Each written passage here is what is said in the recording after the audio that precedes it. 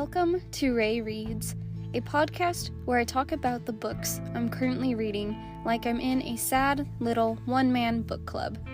In the second episode, I'll be discussing The House of Sky and Breath by Sarah J Maas, the sequel to the book from my last episode.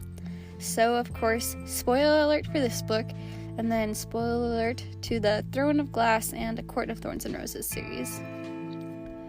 So, from the get-go of this book, I was in for a surprise.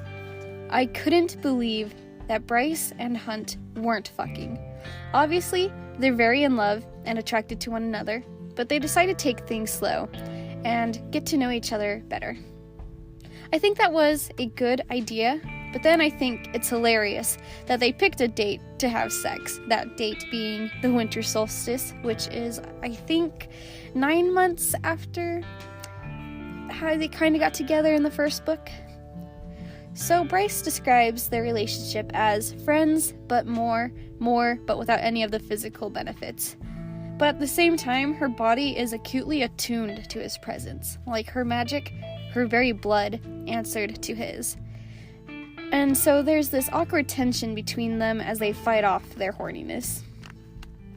Then enters Ethan Holstrom, a wolf shifter from Bryce's past, and Cormac, the crown prince of the Avalon Fae. Ethan, Bryce's former best friend, appears as a surprise roommate after being kicked out of Moon's Wood by Sabine. Cormac introduces himself as Bryce's new fiancé to unite the Fae in an alliance arranged by his father the King and Bryce's father the Autumn King. Hunt isn't impressed by Cormac, but he finds himself jealous of Ethan, like he can't help it. I just have to point out really fast that Cormac is a reused name for Sarah J Maas. When I read that, I was like, that seems familiar. I swear I've read it in her books before. And so the first time it was used, it was for a minor character in the Throne of Glass series. In the Throne of Glass series, Cormac was a business partner of Selena's former master Arobin, who Aline disguises herself as in order to rescue her cousin Aiden from execution. After that stunt, I think Cormac was imprisoned, and he was made into a Valg prince in Morath, if I'm correct. But let's get back to the story here. Despite their best efforts, Bryce and Hunt are dragged into the unfolding drama. Hunt adamantly wants to play it safe and stay out of trouble. After losing Shahar to her rebellion, and then losing his comrades Victoria and Justinian for plotting to rebel this past spring, Hunt is terrified of what will happen to Bryce if they follow this road. But Bryce is committed to discovering any other secrets Danica kept from her. Not to mention, Bryce also wants to save this boy Emil from being hunted down by dangerous people who want to use him. So apparently, Danica worked with rebels 6 months prior to her death. But that isn't her only secret. She knows her father is Mordok, and that she inherited the rare bloodhound gift from him, meaning that she can sense people's bloodlines and stuff. So Danica had to have known all of Bryce's secrets when they first met. So then, why did she hide all of these secrets from Bryce?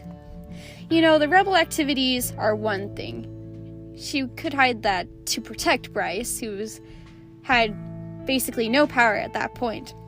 Okay, understandable, but the rest of it, Bryce and Danica could have bonded over having these horrible, powerful fathers and their rare powers that they inherited. Like, why would she hide this from Bryce if she already knew all this? What kind of best friend really keeps all of this and just... What? Sorry, anyway, let's move on. This is just the first problem I have with this book. The next issue I have is the redemption arcs and the surprise random relationships. To start with, the reveal that the Witch Queen Hypaxia and the Hind Lydia Servos are half-sisters seems completely random and unnecessary.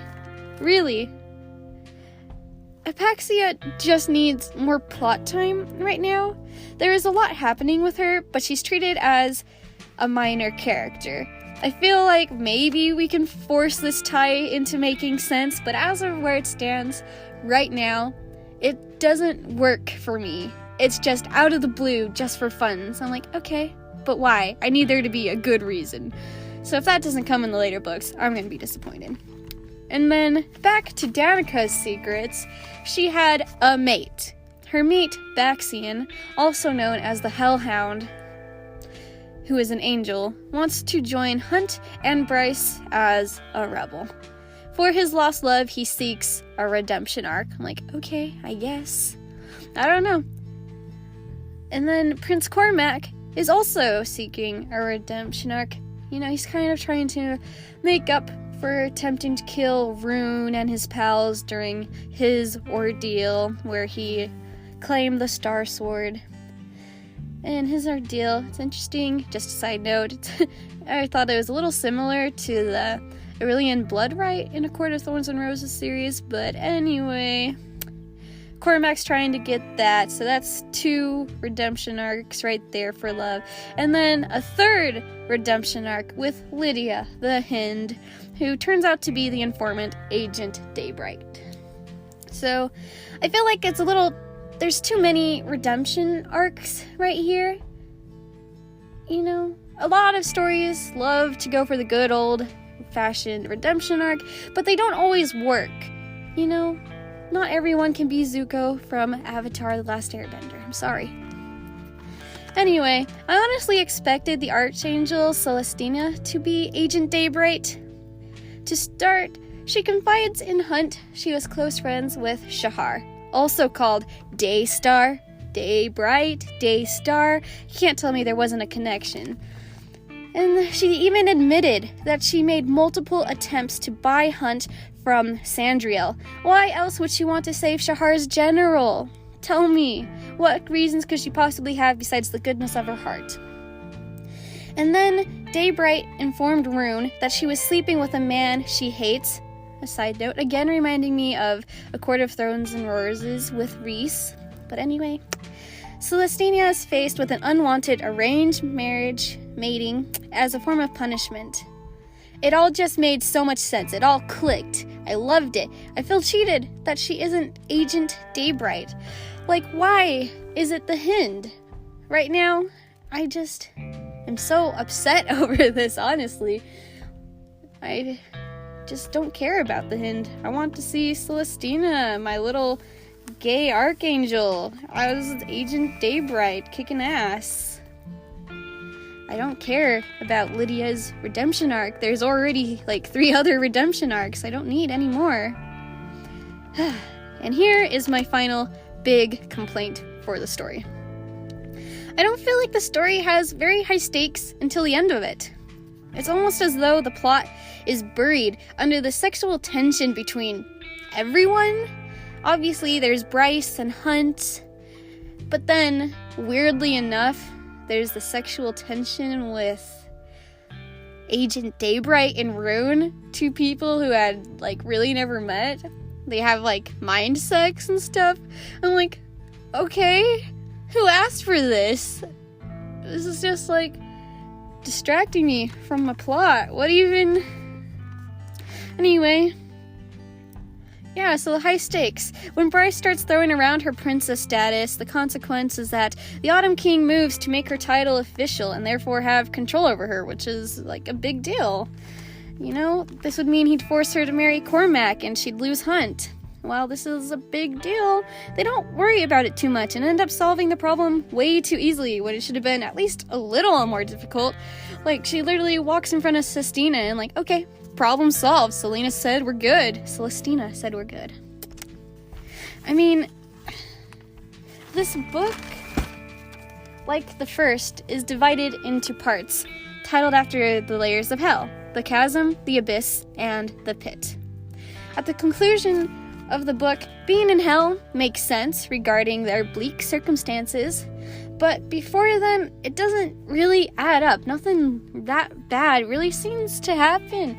It's like a messed up situation, but honestly, if we're going this much into hell, I expect the stakes to be a lot higher. I want to feel like doom breathing down my neck, but I don't really get that feeling until the end. Anyway, moving on. I think it's neat that Bryce reaches out to befriend Hypaxia. There just isn't enough interaction between Bryce and Fury and Juniper. I'd appreciate some more girl-on-girl time here. Bryce straight up mentions that she's been missing having girlfriends who she can hang out regularly with. She's surrounded by badass females, but she still spends most of her time with male companions. You know, I just love my female friendship. It's one of the greatest things about Sarah J Maas books. But wait, I just remembered another thing I need to complain about. Now, I know I'm probably just being nitpicky here, but I have to say it. The point of view is whack as it shifts through the characters. Like, the prologue should have been from Cormac's point of view, I think. What was the point of Sophie's point of view when she dies right after? I feel like we could have gained more from seeing it through Cormac's perspective. And with the meeting with the Mystics, it would have made more sense to have Ethan's perspective on it, since it mainly involved him. Not to mention that the point of view sometimes shifted around too much, like with the Underking and the Bone Corridor. That should have stayed with Bryce's perspective. It didn't need to go back and forth like it did. Okay, I'm done complaining for real now. Let's talk about some things I actually like here. I love the idea of there being two breeds of the Fae, with the other one being the Shifters. It's great because it means that the Primal Wolves, Danica's grandfather, was almost actually correct when he called Bryce a wolf. They're more closely related than I would have thought. Another small thing I enjoyed was during the big confrontation with Regulus when he said, "You can run if it makes you feel better." Maybe it's just me, but I think this line is so powerful and just a little hilarious for some reason. But I have to say, the absolute best part of this novel is the ending, where Bryce has a crossover with the Inner Circle from A Court of Thorns and Roses. Now I am really excited for the next books just to see how this epic crossover plays out. Like, holy shit, I was not really expecting that, and man, the possibilities here, oh man.